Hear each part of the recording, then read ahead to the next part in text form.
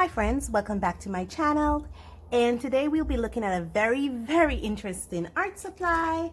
I don't want to call it a review because it's really not a review. I've had these for some years and I want to see if I can color with them. As usual, before we get into our story today, I do have to give out my disclaimers. I live near a major highway here in the country of Belize, and you will hear those motor vehicles in my background. I also live outside of a major city in Belize, and there's a lot of wild birds where I live, and you will hear those too in my backgrounds. And I have dogs. Right now, it's the mid-afternoon, so I'm hoping they're asleep. But if anyone comes near the house, you will hear my dog start barking. Now let's get back to our regular scheduled program.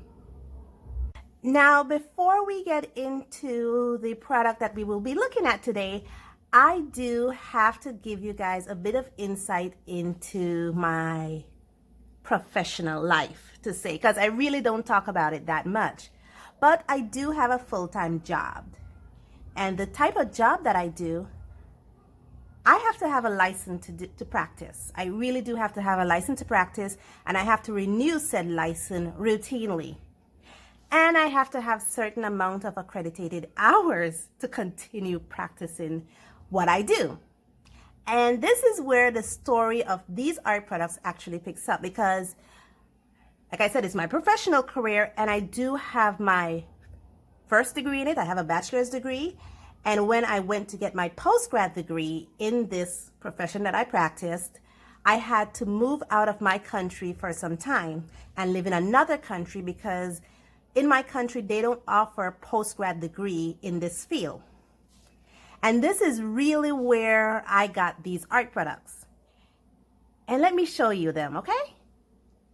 Now, a friend of mine, where I studied, where I got my postgrad degree, present me these beautiful highlighter, crayon pens, markery, pastel kind of, I don't know what to call it.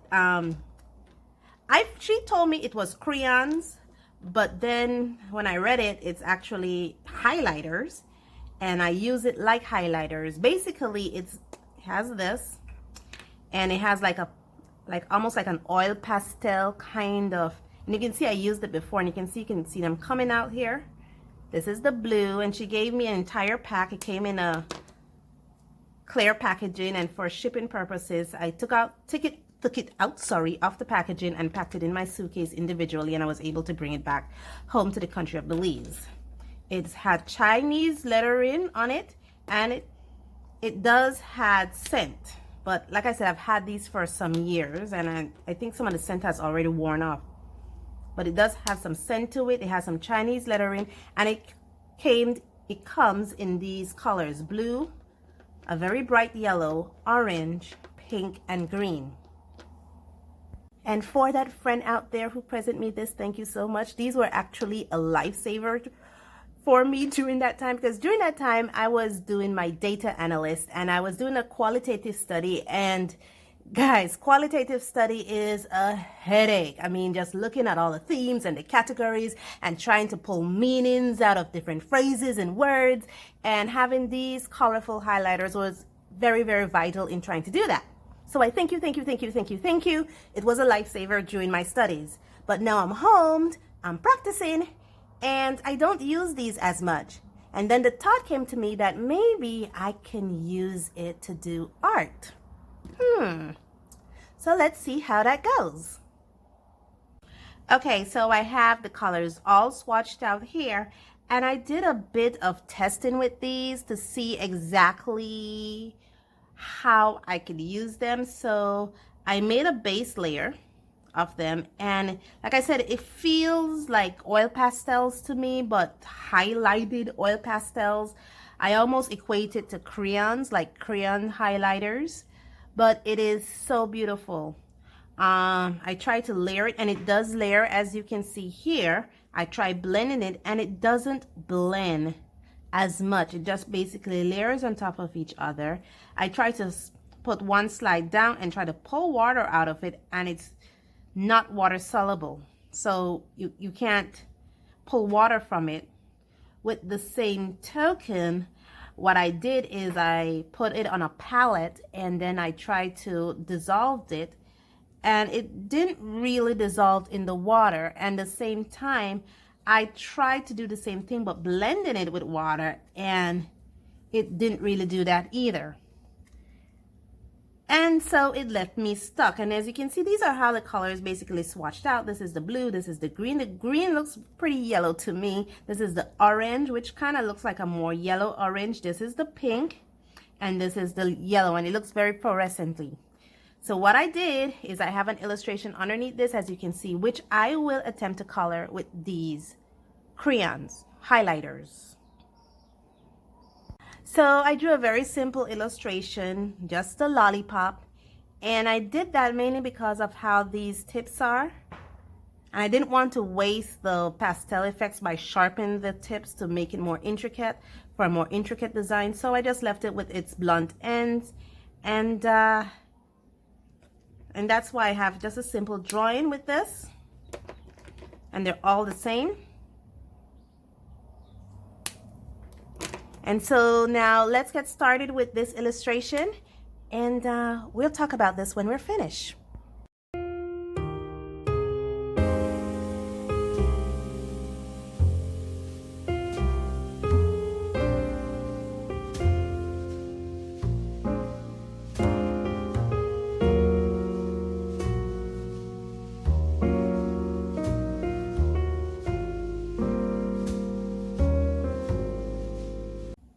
Okay, finished, all finished. It was a very simple drawing. This is a very quick video, and I do like the brightness of these. Don't get me wrong, I love the brightness of these. I love the fact that there's 5 different colors and it can be very useful. But it reminds me so much of oil pastels, and I don't have a lot of oil pastels, thankfully. But what I don't appreciate is the streakiness of it. So maybe that's the reason why it wasn't made for coloring, because it's very, very much streaky, and it does leave behind some film behind. Let me see if I could get my blade here and see if I could take that out for you. There's some streakiness here, like, not streakiness, like some like waxiness, like it just starts falling off. It leaves these behind, so you have to like clean this up. I'm not sure if you guys can see that little thing on my finger there. Let me put it on the white for you so you can see what I'm talking about. See? It leaves these filaments here. There's a few here, left here. So you basically have to scrape these off. Yeah. Does leave those on it. And it just left this very waxy kind of film, and again, maybe that's the reason why it wasn't made to be an art supply, but more like a stationary highlighter kind of tool. Okay guys, a bit of knowledge about these. They're not light fast. I don't believe they're designed to be light fast, but they're the core of it. These little things are very, very soft. They're very, very waxy, and no, they're not chalky. I don't believe they're artist grade. There is no color names on this, so it doesn't tell you if this is yellow. And even, yes, the Chinese lettering, it doesn't say whether or not it's yellow or not. It doesn't say whether it's yellow or not. It just, I don't remember what it says, to be honest, because I can't read Chinese. So there's nothing written on the barrel. The entire barrel does give you a color indication to what the color is, but as you can see, it really doesn't match the cap very well.